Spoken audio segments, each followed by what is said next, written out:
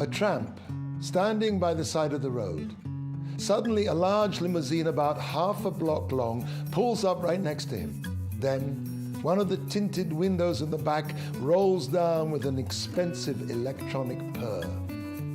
From inside the car emerges a hand wearing a white cotton glove.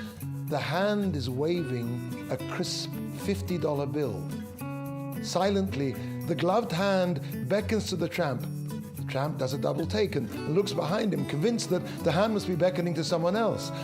And then he realizes that this $50 bill is for him.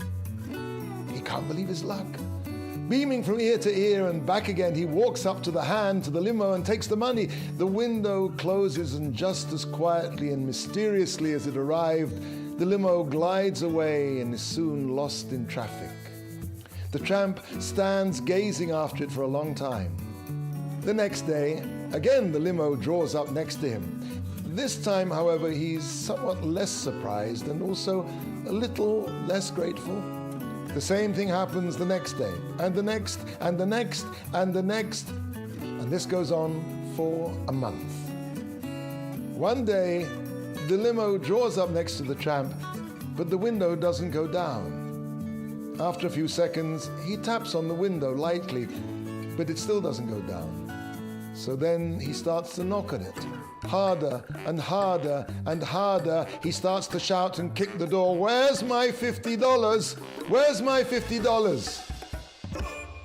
We're grateful for a gift in direct proportion to our feeling that we don't deserve it. The name Jew comes from the name Yehuda. The root of Yehuda is lahodot, which means to thank. We Jews are quite literally the thankers. But lahodot can also mean to admit. What's the connection between thanking and admitting? To the extent that I can admit that I really didn't deserve something, to that same extent will I say thank you. The job of the Jewish people in this world is to testify that there is a God. As the prophet Isaiah writes, "You are my witnesses." So if our job is to be witnesses, why are we called the Jews, the thankers, or the admitters?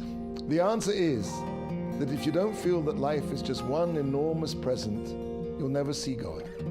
But if you see the gift, you can see the giver.